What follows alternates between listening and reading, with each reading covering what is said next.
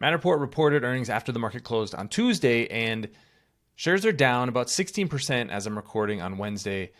Obviously, the market doesn't like what they heard, but if you look into the results, I actually think that Matterport is making a lot of progress in the right places. The current market cap of the company is about $650 million, and there's $420 million worth of cash on the balance sheet with free cash flow positive likely to happen within the next year. So this is one of those companies where the stock keeps falling. Investors seem to be disappointed with what's going on. But if you take a 5 to 10 year outlook for Matterport, I think this is a kind of company that has asymmetric return potential. Doesn't mean that they're necessarily going to get there, but the upside, if they're successful in launching their spatial computing platform with more and more customers in real estate and construction and all kinds of different areas, this could be a much, much bigger company than it is today. And right now, the downside protection is pretty solid given that cash on the balance sheet. At worst, this is maybe an acquisition target. So let's dig into the results, and I'll give my interpretation, kind of give some background on why the market may be a little bit more disappointed than I am. My name is Travis Hoium. Thanks for watching Asymmetric Investing. Please subscribe here on YouTube for all my content, and thanks to this video sponsor, The Motley Fool. If you go to fool.com/ASYM, they'll give you their top 10 stocks to buy right now. So first I want to cover the high level numbers and then show exactly what analysts were expecting, because that's really why the stock is dropping today. These are the high level numbers from Matterport, $94.7 million worth of recurring revenue. So that's pretty solid given 22% growth year over year. They're expecting another 22% growth in 2024. So that's one of those positive signs you want to see from a company like Matterport. But if we go down to the income statement, we have $39.5 million worth of revenue. That's down slightly from a year ago. I'll get to some of these nuances. You can see that the product revenue, which is not actually where you want to see growth for Matterport, that's what's down. That's actually helped the bottom line. And on a GAAP basis, the loss was $43.9 million. On a non-GAAP basis, you're looking at 4 cents per share, which was in line with analyst estimates. But let's get to what analysts were expecting, because I think that's really what investors are looking at here. This just lays out the numbers. You can see that $39.55 million worth of revenue was below estimates of $39.98 million. A small miss, but we're talking about a couple $100,000s. Just not that big a deal as far as I'm concerned. And then if you look at guidance for the upcoming year, you have two pieces to look at. One is guidance of $40 million at the midpoint for the first quarter of 2024. I'll get to some of these numbers in the report. And analysts are expecting $41.2 million. So maybe not growing as much in Q1 as they expected.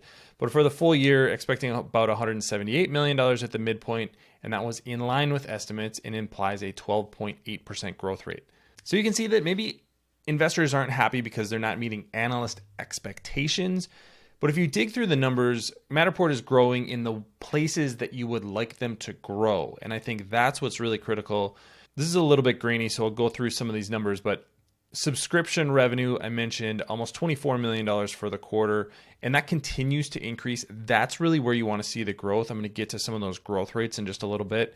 The decline is in the product side, and you can see here that gross margins for products, -2%. It was actually worse than that a year ago, -14%. So from a profitability standpoint, selling fewer hardware products, cameras, is going to be actually good for Matterport's bottom line. A little bit counterintuitive where revenue goes down, profitability goes up, but that's exactly what's happening with a business like this because you have your high margins with subscriptions and licenses. Licenses isn't a very big business, so not really worth worrying about. But subscriptions continues to grow and is very high margin. Services is another thing, pretty good margin at 33%. I think that's probably where we can expect that to land, is somewhere around that 30% range. And that has been steady over the last year. So that's where you get the non-GAAP loss of $11.8 million for the quarter. Not great. You don't want a company to be losing money, but I think they're moving in the right direction. And there's a few reasons for that. One of the worries over the last few quarters has been that Matterport may be losing momentum in its core business. So there's a lot of reasons to sort of question Matterport's strategic positioning. Can you make a business out of being this spatial company when this is something that Apple could potentially do, that Zillow could do on their own if they wanted to, that maybe Airbnb could do? Do you have a business where you can sell your software as a service, just providing the kind of tools that Matterport does? And that's really been the question, because adoption hasn't been super strong. So that means the company hasn't grown to a scale point where they have a competitive advantage from a technical side over a lot of these other companies that could just pour a whole bunch of money into building something like a Matterport clone. But we're starting to see a little bit of a turnaround with that. So you see this net dollar expansion rate. And this is a typical number you're going to look at in a SaaS business to go, well, are customers, existing customers, spending more on your software today than they were a year ago? That's what the expansion of your subscription revenue looks like. So you want to see growth here, and we've seen that over the last couple of quarters. I will get to some of the products that they introduced recently, which could actually help push this even higher. So you have growth there, and you have growth on the subscriber side, both on the total user side and the paid user side. So the stock is going down because they're not happy with the growth level, but actually in certain places where you want to see growth, growth is actually picking up. Here's a look at some of that re-acceleration. And you can see here, this curve kind of starts to flatten off here late in 2022 and early 2023. And now we're starting to pick up the level of growth in the subscription revenue. So this is exactly what you want to see if you are Matterport long-term. This gives you operating leverage if you're able to hold your operating costs flat, and will ultimately bring the company to profitability or free cash flow positive, potentially about a year from now. And here again is that guidance range. So we're looking at an aggressive 31% compound annual growth rate. Over a long period of time, growth is slowing a little bit on a percentage basis, but you're looking at the high end here is about 16% growth for the guidance range for 2024. So that's pretty solid for a company that is valued the way that Matterport is today. On the bottom line, improvement. We want to see net income be positive. We want to see free cash flow be positive. We just aren't there yet. So over the past year, 56% improvement on an earnings per share basis. That's at least moving in the right direction, which is what you want to see. So here's just the guidance numbers overall. They're not super impressive, but they're also not terrible for Matterport. And this is where I think the potential upside really outweighs the downside. But there's a ton of risk with a company like Matterport because they haven't shown the ability to be profitable. But there are some exciting developments that could really help the company in 2024. It really makes the strategic moves that they've been doing, the development that they've been doing, make a lot more sense in just the last few days. Thanks to our friends at The Motley Fool for sponsoring this video.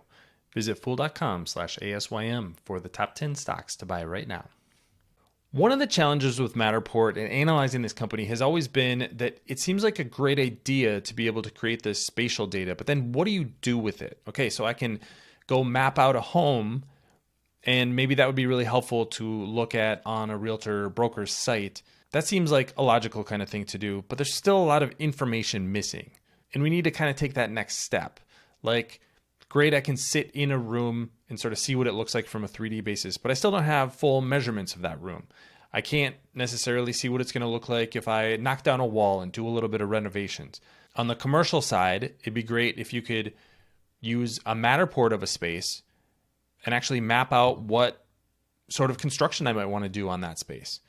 So they've been teasing some of these products over the last year. There's some artificial intelligence tools and generative tools that they have announced, but now they're starting to move into reality. And that is through the launch of what they're calling Property Intelligence, which is a collection of AI-powered features that provides customers with access to automated measurements, layouts, editing, and reporting capabilities generated from Matterport digital twin of their property. I'll show some pictures of this, but I think the real takeaway is this is the first time that I have seen Matterport have a release that seems just incredibly logical for someone like a real estate agent, whether that's residential or commercial, to simply do for their properties.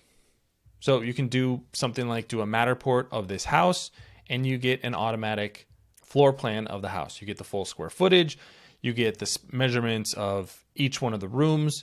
That's incredibly valuable if you've ever looked at a home. Looking at pictures online doesn't always tell the full story, and unless they have a floor plan, which most existing homes don't, it's really hard to visualize this until you actually visit the home. So this could be a really nice value add for a relatively low cost for a realtor.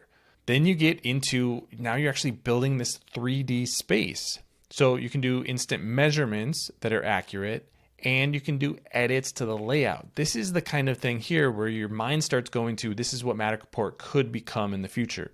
You start to be able to say, okay, what if I modified these walls? What walls would I have to tear down? What might be inside those walls?